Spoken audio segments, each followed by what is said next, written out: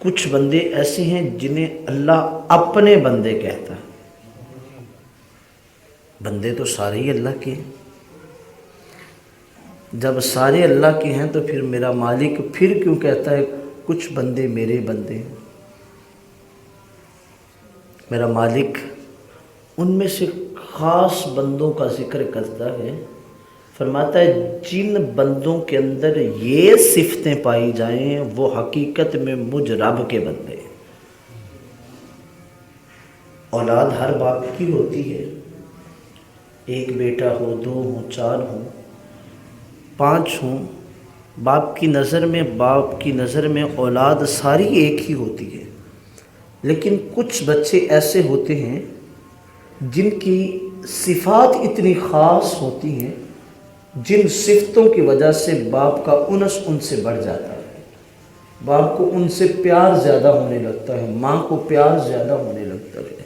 مثال کے طور پہ بیٹا ہو، باپ کے حکم کی تعمیل کرے، اشارے کو سمجھے، جس جگہ باپ کہہ دے رک جائے، جہاں کہے چل پڑے، اور آگے سے کبھی زبان درازی نہ کرے، اور باقی کسی خاطر میں نہ باپ کے حکم کو لاتے ہوں. آپ مجھے بتا دیں باپ کا انس کس سے بڑھے گا؟ باپ اسی سے زیادہ پیار کرے گا نا جو زیادہ باپ کی بات کو ماننے والا. ایک مالک ہو، اس کے ماتحت 20 30 40 50 افراد کام کرنے والے ہوں، سارے اسی کے ملازم ہوتے ہیں، لیکن ایک بندے کو یا 2 بندوں کو وہ بڑی ترجیح دیتا ہے، عزت و وقار بھی دیتا ہے، اور ان سے محبت بھرے لہجے میں کلام کرتا ہے. ان کے ساتھ اس انداز میں کلام کرنے کی وجہ کیا ہوتی ہے؟ وہ مالک کے ساتھ وفاداری کرتے ہیں. وہ مالک کو نقصان نہیں پہنچاتے، مالک کا فائدہ سوچتے ہیں. تو پھر مالک اس بندے سے پیار کرنے لگ جاتا ہے. یار یہ دنیا دار کی مثال ہے.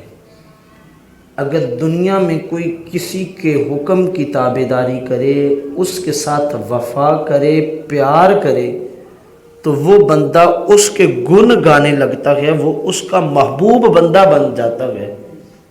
جو بندہ اپنے رب کے حکموں کی تابعداری کرے، میرا رب کہتا ہے وہ بندہ میرا پیارا بندہ بن جاتا ہے. اللہ کے کچھ پیارے بندے ہیں، خاص بندے ہیں، ان بندوں کا تذکرہ میرے رب نے فرمایا، ان بندوں کی صفات میرے رب نے ذکر فرمائی ہیں. ان بندوں کی صفات کیا ہیں؟ آئیے رب کے قرآن سے پڑھتے ہیں. رب کا قرآن ہے، پارہ نمبر 19، سورۃ الفرقان ہے، آیت نمبر 63 سے اس عنوان کا آغاز ہو جاتا ہے: وَعِبَادُ الرحمن، اور رحمان کے بندے، الَّذِينَ يَمْشُونَ عَلَى الْأَرْضِ هَوْنًا. رب رحمان کے بندے کون سے ہیں؟ میرا مالک اب ان کی صفتیں بیان کرنے لگا ہے. پہلی صفت میرا رب ذکر کر رہا ہے اپنے قرآن میں، الَّذِينَ يَمْشُونَ عَلَى الْأَرْضِ هَوْنًا. ان بندوں کی پہلی صفت یہ ہے زمین پہ قدم رکھتے ہیں تو پھر ان کے اندر آکڑ غرور تکبر نہیں ہوتا. ہونن، عاجزی سے چلتے ہیں. میرا مالک کہتا ہے جو بندہ عاجزی کرتا ہے میں اس بندے کو بلند کر دیا کرتا ہوں. جو بندہ خود کو جھکاتا ہے اللہ اسے بلندیاں عطا کر دیتا ہے. جس بندے کے اندر انا ہو، تکبر ہو، غرور ہو، وڈیائی ہو، میرا مالک اسے نیست و نابود کرتا ہے. اور جو عاجزی اختیار کرتا ہے، من تواضع للہ کی رفعہ اللہ، جو اللہ کے لیے جھک جاتا ہے اللہ اسے بلندیاں عطا فرما دیتا ہے. تو رب رحمان کے بندوں کے اوصاف میں سے پہلا وصف یہ ہے کہ وہ زمین پہ چلتے ہیں تو عاجزی سے چلتے ہیں. پتہ چلا اگر کوئی بندہ رب کا بننا چاہتا ہے، رب کا محبوب بندہ بننا چاہتا ہے، رب کا پیارا بننا چاہتا ہے، تو پھر اس صفت کو اپنے وجود کے اندر اس طرح پیوست کر لینا ہوگا کہ اس کا ہر جسم کا عضو اپنے اندر عجز و انکساری کی کیفیت کو پیدا کیا ہو. وَعِبَادُ الرَّحْمَنِ الَّذِينَ يَمْشُونَ عَلَى الْأَرْضِ هَوْنًا. پہلی صفت اللہ کے نیک بندوں کی کیا ہے؟ وہ عاجزی سے چلتے ہیں. وہ بابا بلے شاہ رحمہ اللہ تعالی علیہ تھے نا، تو گدڑی بچھائی ہوئی اور پرانے پھٹے کپڑے پہنے ہوئے اور ایک جگہ پہ ڈیرا جمائے بیٹھے ہوئے، گردن جھکی ہے، اپنی ہی مستی میں مست ہیں. ایک سید صاحب آئے اونچ شریف سے تشریف لے کے، قریب آ کے کھڑے ہو گئے اور آ کے حالت دیکھی نا، پھٹے پرانے کپڑے، گدڑی بچھی، پورا گندا بال ہیں. آ کے کہنے لگے اور کون ہے تو بھائی، کون ہے تو، اپنا تعارف تو کروا. بابا بلے شاہ رحمہ اللہ تعالی علیہ کہنے لگے ہم کون ہیں، ہماری کیا اوقات ہے کہ ہم اپنے تعارف کروائیں. حضرت آپ نے جبہ کبا پہنا ہے، دستار ہے، عالی مرتبت والے لگ رہے ہیں، آپ بتائیے نا آپ کون ہیں. تو وہ آگے سے پتہ کیا جواب دیتے ہیں؟ اسی اچے ساڈی ذات اچی، اسی وچ اچیاں دے رہنے ہاں، عقل ہووی تے رمز پچھانے اسا مڑ مڑ تینوں کہنے ہاں. بابا بلے شاہ رحمہ اللہ تعالی علیہ نے جب یہ بات سنی، بھئی یہ تو بڑے اونچے ہیں، اونچی باتیں کرتے ہیں، تو آگے سے ہاتھ باندھ کے کہنے لگے اسی قصوری ساڈی ذات قصوری، اساں وچ قصور دے رہنے ہاں، عقل ہووی تے رمز پچھانے اساں مڑ مڑ تینوں کہتے ہیں. بابا بلے شاہ رحمہ اللہ تعالی علیہ نے عاجزی اختیار کی.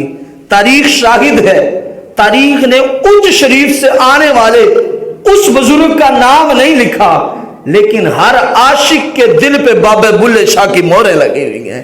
پتہ چلا جو جھکتا ہے اللہ اسے بلند کر دیتا ہے، اور جس میں آکر آ جاتی ہے اس کا نام و نشان نہیں رہتا، وہ مٹ جایا کرتا ہے. وَعِبَادُ الرَّحْمَنِ الَّذِينَ يَمْشُونَ عَلَى الْأَرْضِ هَوْنًا.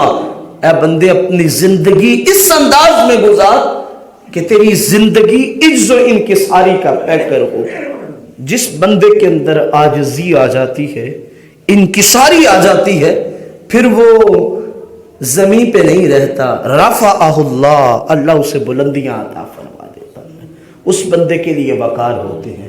تو آکڑ کرنے والے بندے کو کچھ نہیں ملتا، جھکنے والا عزتیں پا جایا کرتا ہے. آپ نے دیکھا ہوگا کہ بیری کا درخت ہے، اس کے اندر عاجزی کی کیفیت ہے، جھکنے کی کیفیت ہے، تو سب سے زیادہ پھل بیری کے درخت کو لگتا ہے. اس کے مد مقابل کھڑا ہو سرو کا درخت، اونچا کتنا ہوتا ہے لیکن پھل نہیں لگتا، کیونکہ جھکتا نہیں ہے. بھائی پھل اسے ہی لگتا ہے جو جھک جایا کرتا ہے.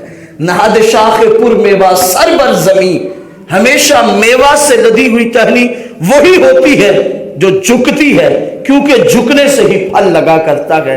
آکڑ والوں کو کبھی پھل نہیں لگا کرتا. وَعِبَادُ الرَّحْمَنِ، رب رحمان کے بندوں کی صفت کیا ہے؟ پہلی صفت الَّذِينَ يَمْشُونَ عَلَى الْأَرْضِ، وہ زمین پہ چلتے ہیں تو کس انداز میں؟ ہوناً، عاجزی کے ساتھ. دوسری صفت میرا مالک ذکر فرماتا ہے وَإِذَا خَاطَبَهُمُ الْجَاهِلُونَ قَالُوا سَلَامًا. ان سے اگر جاہل مخاطب ہو جائے تو آگے سے کیا کہتے ہیں؟ بھئی تجھے سلام، تو ڈاڈا ہے، تیرا میرا کوئی مقابلہ نہیں. ان کی زندگی اس انداز میں نہیں کہ جاہلوں سے الجھتے پھرے، وہ تو جاہلوں سے کلام ہی نہیں کرتے. ان کا انداز کیا ہے کہ اگر جاہل ان سے مخاطب ہو جائے، جاہل ان سے کلام ہو جائے تو وہ اس سے الجھا نہیں کرتے، بحث و تبحیث میں نہیں پڑتے. وہ کہتے ہیں بھائی میرا وقت نہ ضائع کر، میری لو لگی ہے رب رحمان سے، میں تیرے ساتھ الجھ کے اپنا وقت نہیں ضائع کرتا. جاہلوں سے الجھنا جاہلوں کا ہی کام ہوتا ہے، اور جو اللہ کے بندے ہوتے ہیں، رب رحمان کے بندے ہوتے ہیں، وہ الجھا نہیں کرتے. وہ کیا کرتے ہیں؟ کنارہ کشی اختیار کر لیتے ہیں اور ایک جانب ہو جاتے ہیں، اور جو کنارہ کشی اختیار کر لیتا ہے اس کی لو سیدھی رب سے لگ جایا کرتی ہے، اور پھر وہ رب سے اپنی باتیں کیا کرتا ہے، ہم کلام ہو جایا کرتا ہے، جاہل بندوں سے مخاطب بھی نہیں ہوتے۔ یہاں ایک اور بڑی قابل توجہ بات ہے کہ رب رحمان کے بندے جاہلوں سے کلام بھی نہیں کرتے، اور کوئی کہے میں ہوں جناب ولی کامل اور علم میرے پاس نہیں ہے، علم میرے پاس نہیں ہے، تو ولایت ملتی ہی نہیں علم کے بغیر۔ علم و بات جو کرے فقیری، کافر مرے دیوانہ ہو، علم کے بغیر یہ دستیاب ہی نہیں آتی۔ یہ رب کی عطائیں ہوتی ہیں، رب جسے عطا کرتا ہے علم کی کیفیات۔ حضرت غوث اعظم فرماتے ہیں درست العلم حتی صرت الکتب، پڑھتا رہا پڑھاتا رہا، زندگی پڑھنے پڑھانے میں گزر گئی۔ اللہ نے وہ مقام عطا فرمایا کہ جب تک کسی ولی کی گردن پہ میرا قدم نہ لگ جائے اس وقت تک وہ ولی نہیں بنتا، اس وقت تک اسے ولایت دستیاب نہیں ہوتی، اس وقت تک وہ مقام ولایت پہ نہیں پہنچ سکتا۔ تو علم کے بغیر بندے کو کچھ نہیں ملتا، جو بھی پایا علم سے پایا بشر نے، فرشتوں نے بھی وہ پایا نہ پایا، فرشتے بھی اس مقام کو نہیں پہنچ سکتے جس مقام کو ایک علم والا شخص پہنچتا ہے۔ تو رب رحمان کے بندوں کی دوسری صفت یہ ہے، نہ تو وہ خود جاہل ہوتے ہیں نہ جاہلوں سے کلام کرتے ہیں، خود بھی اہل علم ہوتے ہیں اور علم والوں سے ہی کلام کیا کرتے ہیں۔ حضرت شیخ عبد القادر جیلانی رضی اللہ تعالی عنہ آپ بیٹھے ہیں اور بیٹھ کے طلباء کو درس حدیث عطا فرما رہے ہیں۔ اللہ والوں کی صفتوں میں یہ صفت ہے، وہ خود بھی قرآن کے ساتھ وابستہ ہیں، احادیث کے ساتھ وابستہ ہوتے ہیں، اور لوگوں کو بھی دین کی جانب اسی طرح رغبت دلاتے ہیں۔ آپ بیٹھے ہوئے درس حدیث عطا فرما رہے تھے کہ چھت سے ایک سانپ گرا اور گرتا ہوا حضرت کے گلے میں آ کے گھومنے لگا، یہاں تک کہ پورے گلے کو گھیر لیا اور منہ کے قریب اپنا منہ کر لیا۔ طلباء کہتے ہیں کہ ہم ڈر گئے۔ قلائد الجواہر کے اندر یہ نقل کیا گیا، کہتے ہم ڈر گئے کہ حضرت کے گلے کے اندر یہ سانپ ہے اور ہے بھی سیاہ سانپ، یہ تو ابھی ڈسے گا اور جان نکل جائے گی۔ کہتے ہم کچھ کر بھی نہ سکتے تھے، گلا تھا، مارتے تو وہ بھی چہرے پہ لگتی، کرتے تو کرتے کیا۔ لیکن عجب منظر ہم نے دیکھا، شیخ عبد القادر نے ایک لفظ بھی ادھر ادھر نہ کیا، وہ اسی طرح اپنا سبق پڑھاتے رہے، ڈرے نہیں۔ ہم ڈر رہے تھے تو طلباء کہتے ہیں، لیکن حضرت نہ ڈرے۔ ہم بڑے حیران ہوئے، یہاں تک کہ آپ رک گئے اور ہم نے دیکھا کہ وہ سانپ اپنے منہ کو ہلاتا ہے۔ حضرت خاموشی سے سنتے ہیں، پھر حضرت منہ کو ہلانا شروع کر دیتے ہیں، سانپ خاموش ہو جاتا ہے۔ جب یہ عمل بار بار ہم نے دیکھا تو پھر ہماری حیرت کی حد نہ رہی، وہی سانپ گلے کو چھوڑتا ہے، چھوڑتا ہوا پھر واپس چلا جاتا ہے۔ اس کے بعد ہم باہر نکل کے اسے ڈھونڈتے رہے، وہ سانپ بھی نظر نہ آیا۔ ہم پھر واپس آئے، آگے عرض کی، اے عبد القادر، اے استاذ من، ہمیں یہ تو بتائیے یہ سانپ تھا یا کیا تھا، اور یہ کیا باتیں آپ سے کرتا رہا ہے؟ تو استاذ صاحب کیا فرماتے ہیں، شیخ عبد القادر کیا جواب دیتے ہیں؟ آپ فرماتے ہیں یہ سانپ نہیں تھا، ظاہری شکل میں آیا سانپ تھا شیطان۔ یہ کہتا ہے میں ہزاروں بڑے بڑے علماء، بڑے بڑے اولیاء اعظام جو نامور تھے ان کے پاس گیا ہوں، اور اس حالت میں ان کے گلے کے قریب جب گیا ہوں تو وہ بھول گیا کون رب ہے، کون رب کا رسول ہے، انہیں اپنی جان کے لالے پڑ گئے۔ لیکن عبد القادر، عجب منظر میں نے تیرا دیکھا ہے، تیرے گلے کے گرد بھی گھوما ہوں، تیرے چہرے کے سامنے اپنے ڈسنے والے دانت بھی کیے ہیں، لیکن تو گھبرایا کیوں نہیں ہے؟ تو آگے سے جواب دیا یہ میرا کمال نہیں، میرے رب کا فضل تھا، میں گھبرایا نہیں، یہ میرے رب کا فضل تھا، میں گھبرایا نہیں۔ اور کہا جو قرآن و سنت پڑھا کرتے ہیں وہ کبھی تم جیسوں سے ڈرا نہیں کرتے، کیونکہ ان کے دل میں صرف رب کا ڈر ہوتا ہے، کسی اور کا ڈر نہیں ہوا کرتا، ان کے دلوں میں کسی اور کا ڈر نہیں ہوا کرتا۔ تو پتہ چلا ہمارے اسلاف کسی غیر سے نہیں ڈرتے تھے، ڈرتے سے تو اپنے رب سے ڈرا کرتے تھے۔ اور دوسری چیز کیا پتہ چلی؟ پتہ یہ چلی ہمارے اسلاف کی زندگیاں قرآن و حدیث پڑھانے میں گزری، خود پڑھتے تھے اور پڑھاتے تھے۔ یہ ہمارے اسلاف کی تعلیمات ہے۔ علم و بعد جو کرے فقیری، کافر مرے دیوانہ ہو۔ علم کے بغیر فقر، یہ تو سوچا بھی نہیں جا سکتا نا، یہ تو فقر اللہ اسی کو عطا کرتا ہے جو شریعت کے تقاضوں کو جانتا ہو۔ دیکھیں اب 4 چیزیں ہیں اس کے اندر، تصوف کے اندر۔ سب سے پہلے ہے شریعت، سب سے پہلے ہے شریعت۔ شریعت نہ ہو تو اگلا درجہ بندے کو دستیاب نہیں آتا۔ ایک بندہ کہے کہ داڑھی بھی نہیں رکھنی، نماز بھی نہیں ادا کرنی، اور قرآن و سنت کے احکامات کی پیروی بھی نہیں کرنی، اور کہے مجھ جیسا ولی کامل ہی کوئی نہیں۔ شیخ عبد القادر جیلانی کا فرمان سنیے، جنید بغدادی کا فرمان سنیے۔ آپ فرماتے ہیں کوئی شخص تمہارے سامنے سمندر پہ چلتا ہوا، پانی پہ تیرتا ہوا بھی آ جائے، اور چل رہا ہو اور اس کے پاؤں بھی پانی نہ بھگو رہا ہو، طرح طرح کے تمہارے سامنے وہ عجائب مناظر دکھائے، لیکن کبھی بھی اس بندے کو اس وقت تک ولی نہ ماننا جب تک وہ شریعت مطہرہ کا پابند نہ ہو، جب تک شریعت مطہرہ کا پابند نہ ہو۔ وہ بندہ رب رحمان کا نہیں ہو سکتا، شیطان کا بندہ ہو سکتا ہے۔ شیطانی لبادے میں ایسا کچھ کیا جا سکتا ہے، لیکن اگر شریعت سے دوری کر کے کیا جائے تو وہ شیطان ہے، اور اگر شریعت کے تقاضوں کو تھام کے کیا جائے تو پھر رب رحمان کا بندہ ہوا کرتا ہے۔ آپ نے ہمیں درس کیا عطا فرمایا؟ وہ میری اور آپ کے لیے پیغام یہ ہے کہ شریعت سب سے پہلی چیز ہے۔ شریعت ہو تو پھر اگلا جو مرحلہ ہے اسے طریقت کہا جاتا ہے۔ طریقت اسی وقت تک نہیں آتی جب تک شریعت نہ آئے، اور طریقت کو پانے کے لیے شریعت کا ہونا ضروری ہے، اور جب شریعت آ جائے پھر طریقت آ جائے، پھر اگلا مرحلہ ہے جسے کہتے ہیں حقیقت۔ پھر اس کے بعد حقیقت کا علم ہوتا ہے۔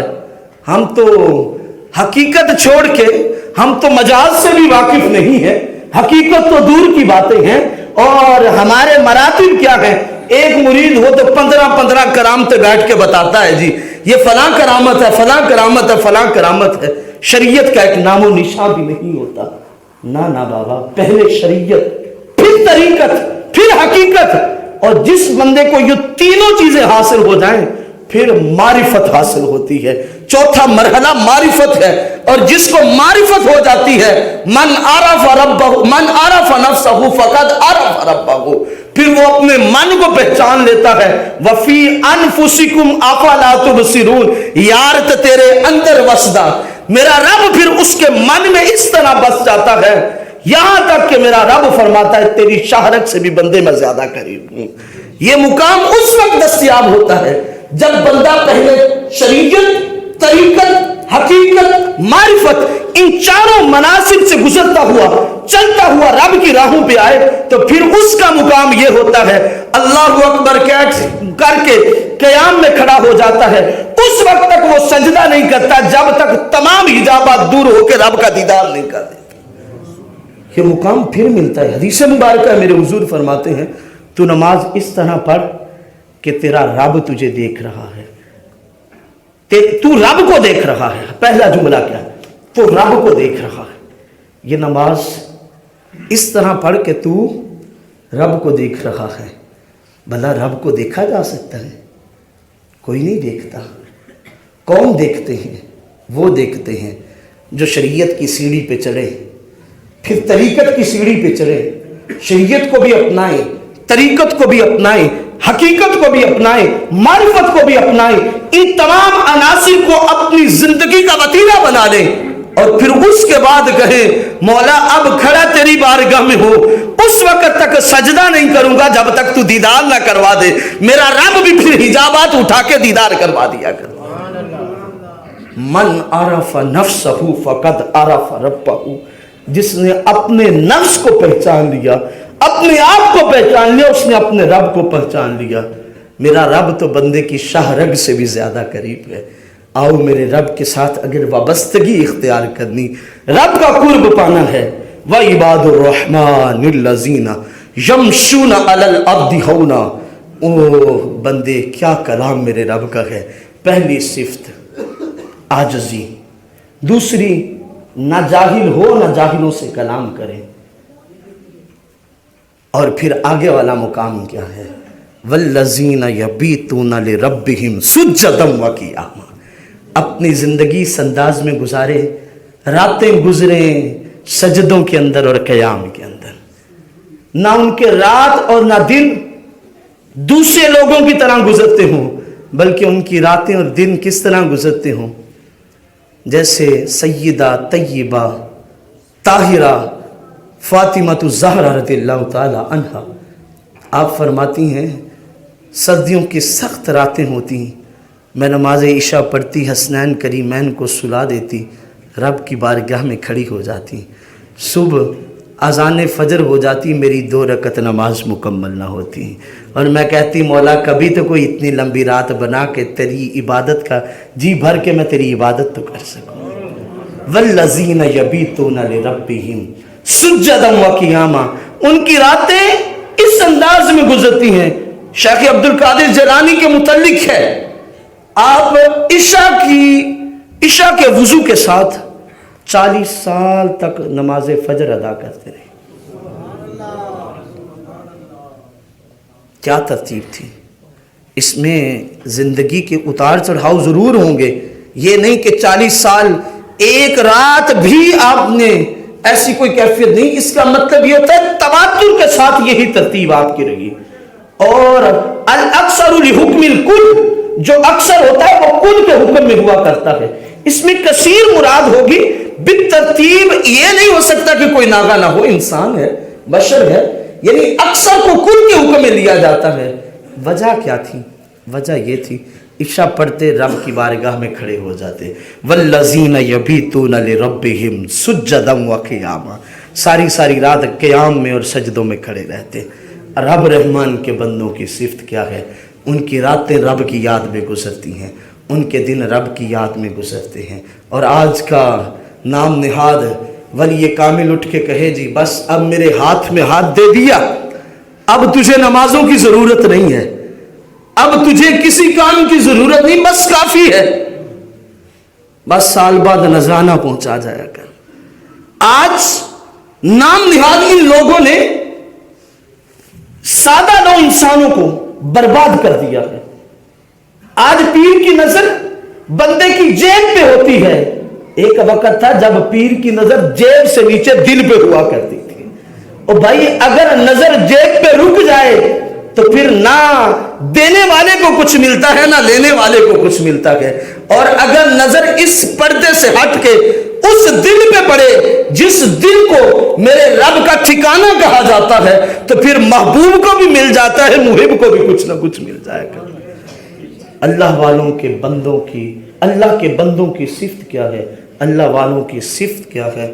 کہ وہ دنیا داری نہیں دیکھتے، دین کو دیکھتے۔ ازہد فی الدنیا یحبک اللہ وازہد فی ایدی الناس یحبک الناس۔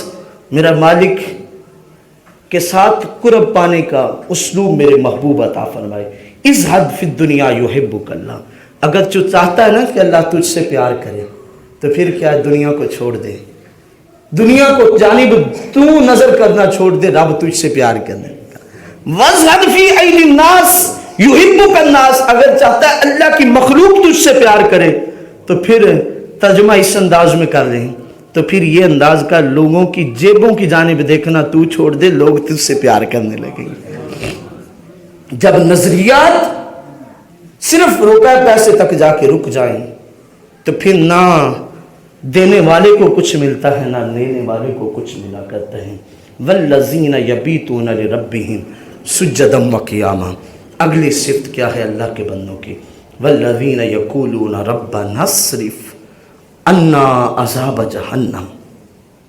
उनकी सिफ्त ये है, वो कहते हैं ऐ हमारे रब, फेर दे हमसे तू जहन्नुम के अज़ाब को, मौला हमें जहन्नुम के अज़ाब से बचाए रखना। ये किन की सिफ्त है? रब रहमान के बंदों की। और वो आखिरत के हिसाब किताब देने से इतना डरते हैं, इतना डरते हैं, वो कहते हैं रब की बारगाह में हम हिसाब देंगे। हालांकि उनकी रातें गुजरती भी इस अंदाज में हैं कि सुजूद और क़याम में, लेकिन फिर भी अल्लाह की बारगाह में खड़े होने से डरते हैं। और कहने वाले ये कह रहे हैं कि बस हाथ में हाथ दे दिया तेरा बेड़ा पार है। ना ना बाबा, ऐसे नहीं होता। अल्लाह के बंदों की सिफ्त क्या है? रब्बना अस्रिफ़ अन्ना अज़ाब जहन्नम, ऐ हमारे रब हमसे अज़ाब जहन्नुम को दूर रखना। इन्ना अज़ाबहा काना गरामा, मौला वो तो बड़ा सख्त फंदा है, उस फंदे की जानिब कौन जा सकता है? बंदे रहमान के जो होते हैं उनकी सिफ्त ये होती है कि वो अल्लाह की बारगाह के अंदर हमेशा गिरिया उजारी, इज्जो इंकिसारी की कैफियत इख्तियार कर, रो रो के अपनी आखिरत के फिक्रमंद होते हैं। शेख मुस्लिउद्दीन सादी शराजी लिखते हैं, रब के घर का तवाफ एक शख्स कर रहा था तो उसने अजब मंजर देखा। एक शख्स है जिसने ऊपर चादर ओढ़ी हुई है और जारों की तरह रोए जा रहा है। उसका रोना ऐसा रोना था कि उसके रोने की मिसल किसी का रोना किसी ने नहीं सुना होगा। उसके रोने की आवाज़ को देख के पूरे के पूरे हरम के लोग भी परेशान और उसके रोने में शामिल हो गए। फरमाते हैं वो शख्स उसके करीब गया और जाके उसके करीब, सुनो तो सही कहता क्या है। शेख मुस्लिउद्दीन सादी शराजी कहते हैं वो जाने वाला करीब गया, जाके उसके करीब हुआ तो वो आगे से रो रो के पता क्या कह रहा था? मौला मुझे क़यामत के दिन अंधा उठाना, मौला मुझे क़यामत के दिन अंधा उठाना। कहते मैंने कहा अजब मंजर है, वही तो दिन होगा जब दीदारे मुस्तफ़ा नसीब होगा, वही तो दिन होगा जहां महबूब की हकीकत में वो शान दिखाई जाएगी। तो उस दिन भी ये कह रहे हैं अंधा उठाना। कहते करीब होके मैंने कहा देखूं तो सही वो कौन है। कहते जब मैंने देखा तो दाढ़ी आंसू से भरी हुई थी, दाढ़ी से आंसू गिर रहे थे, नज़र मेरी पड़ी तो मेरी चीखें निकल गई। कहते मेरी चीखें निकली, बेहोश हुई, होश आई तो वो मेरे करीब उसी तरह फिर रो रहा था। कहते मैंने अजब मंजर देखा, वो शख्स कोई आम शख्स नहीं था, उस शख्स का नाम शेख अब्दुल कादिर जिलानी था। उस शख्स का नाम, मैंने कहा आप जैसे लोग इस तरह कह रहे हैं तो दूसरों का क्या हाल होगा? तो वो आगे से कहने लगे मैं कौन होता हूं, मैं तो डरता हूं रब की बारगाह में हिसाब कैसे दूंगा। अगर उनका ये हाल है तो आज हम कहें कि बस पीर के हाथ में हाथ दे दिया तो यही किफायत कर जाएगा। भाई ये तो पता नहीं कि जिसके हाथ में हाथ दिया है वो खुद भी बख्शा जाएगा या नहीं बख्शा जाएगा। ना ना बाबा, आओ शरीयत मुतहरा के दामन में। कहते मैं हैरान रह गया कि इस बंदे का आलम यह है। मैंने पूछा भाई आप इतना क्यों रोते हैं? कहा लोग मुझसे इतना प्यार करते हैं, लोग मेरे बारे में पता नहीं क्या क्या गुमान रखते हैं, मैं पता नहीं इस काबिल हूँ या ना हूँ। जब अल्लाह की बारगाह में जाऊँ सारी मखलूक भी मौजूद हो, मोहम्मद अरबी भी सामने मौजूद हूँ, मेरा हिसाब किताब शुरू हो जाए और मेरा नेकियों वाला पलड़ा हल्का हो जाए तो फिर बताओ मैं किसके सामने मुंह लेके जाऊँगा? हुजूर को मैं क्या मुंह दिखाऊंगा? यार शेख अब्दुल कादिर जिलानी के बाद कलंदर लाहौरी के दरबार में चले जाए ना, अल्लामा इकबाल कितना हुजूर से प्यार करने वाले हैं। वो क्या लिखते हैं? तू गनी अजहर दो आलम मन फ़कीर के रोज़े महशर उस रहाए मन पजीर गर तुम्ही बीनी हिसाबम नागुजीर अज निगाहे मुस्तफ़ा पिन्हा बगीर। मौला मौला क़यामत का दिन हो तो इकबाल तेरे पास आए ना तो इसका हिसाब ना लेना। मौला बगैर हिसाब के जन्नत में दाखिल कर देना। मौला बगैर हिसाब के जन्नत में दाखिल कर देना। मौला तू तो गनी है, मैं फ़कीर हूँ, مولا فقیر کو قیامت کے دن پذیرائی دے دینا۔ مولا اگر ایسا ممکن نہ ہو، گر تمہیں بینی حساب اب ناگزیر، مولا اگر ایسا ممکن نہ ہو سکے تو پھر ایسا کرنا، از نگاہ مصطفیٰ پنہاں بگیر، مولا مجھے محبوب کی نگاہ سے دور رکھنا، میرا وجود اس قابل نہیں کہ میں حضور کے سامنے کھڑا ہو کے حساب دے سکوں، میں اس قابل نہیں حضور کے سامنے حساب دے سکوں۔ اور میرے بھائی مجھے یہ بتا ہم حضور کے سامنے جائیں، حضور کھڑے ہوں، یہ میری امت کے نامہ اعمال تل رہے ہیں، حضور قریب کھڑے ہوں، وہاں پہ نامہ اعمال تلے، من مسمى عبدالعزیز کا، اس کے نامہ اعمال تلے اور پلے نیکیوں کا نام و نشان نہ ہو، بتاؤ پھر میرے حضور پہ کیا گزرے گی؟ مجھے یہ بتاؤ حضور پہ کیا گزرے گی؟ یہ وہی امت ہے، یہ وہی امت جس کی خاطر میں غاروں میں روتا رہا، جس کی خاطر میں رو رو کے دعائیں کرتا رہا، ساری رات اس امت کی خاطر روتا رہا۔ معراج پہ گیا تو میری یہی دعا تھی، ربی حبلی امتی، ربی حبلی امتی۔ میرا اس امت سے اتنا پیار، اس امت کا حال یہ ہے کہ یہ جو نام نہاد برسر منبر بیٹھنے والے، لوگوں کو واعظ کرنے والے، ان کی حالت یہ ہے، پلے کوئی کرتوت نہیں ہے۔ مجھے بتاؤ پھر حضور کی بارگاہ میں اگر میں کھڑا ہوں تو حضور پر کیا گزرے گی؟ ہمارے اعمال ہیں حضور کے سامنے جانے والے؟ کبھی یار سوچنا تو صحیح، ہر قبر میں حضور نے آنا ہے، کبھی اس جانب توجہ کی ہے؟ جب قبر میں آئیں گے حضور تو سوال کرنے والے سوال کریں گے منکر نکیرن، ما کنت تقول فی حق ھذا الرجل، حضور کی جانب اشارہ کر کے کہ تو اس کے متعلق کیا کہا کرتا تھا زندگی میں۔ چلو اگر کوئی نکمہ پہچان ہی لے حضور کو اور اس کا ظاہری لباس، ظاہری حیت ہی حضور جیسی نہ ہوئی، تو حضور نے اگر فرما دیا یہ مجھے میرا امت ہی نہیں لگتا، بتاؤ پھر کس کے در پہ جائیں گے؟ اور بھائی میرے اور آپ کے پاس تو سہارا ہی حضور کی ذات ہے، اگر حضور نے منہ موڑ دیا تو کس کے در پہ جائیں گے؟ جو تیرے در سے یار پھرتے ہیں پھر وہ در بدر خار پھرتے ہیں، بھلا پھر ان کے لیے بھی کوئی راہیں ہوگی؟ کبھی اس جانب توجہ بھی کی کہ ہم نے حضور کے سامنے جانا؟ ہم لوگوں کے سامنے حساب دینا ہو تو پریشان ہوتے ہیں، یار حضور کے سامنے جب جائیں گے تو اس وقت کیا جواب دیں گے؟ آج لے ان کی پناہ، آج مدد مانگ ان سے، پھر نہ مانیں گے قیامت میں، گر مان گئے۔ میرے بھائی میرے اور آپ کے پاس اب وقت ہے، ہم اس وقت کو غنیمت جانیں، آئیں رب کی بارگاہ میں، اپنی زندگیاں اس انداز میں لے آئیں جس انداز میں اللہ اور اس کے رسول کو پسند ہے، تو پھر زندگیاں پرسکون ہوگی، زندگیوں میں تسکین کی کیفیت ہوگی، پھر ہماری زندگیاں بھی ایسی زندگیاں ہوگی کہ ہم دنیا سے چلے بھی جائیں گے تو ہمارا نام بھی جیسے آج شیخ عبدالقادر جیلانی کا نام ہے، قطب ربانی کا نام ہے، ہمیں بھی دنیا یاد کرے گی۔ یاد رکھنا نام اسی کا ہوتا ہے جو حضور کے دین سے وفاداری کرتا ہے، جو دین سے پھر جاتے ہیں اس کا نام نہیں ہوتا، کیونکہ نام زندہ رب کے دین کا رہنا ہے اور ان کا رہنا ہے جو دین سے وابستہ ہوں گے۔ دعا ہے اللہ مجھے اور آپ کو توفیق عمل نصیب فرمائے۔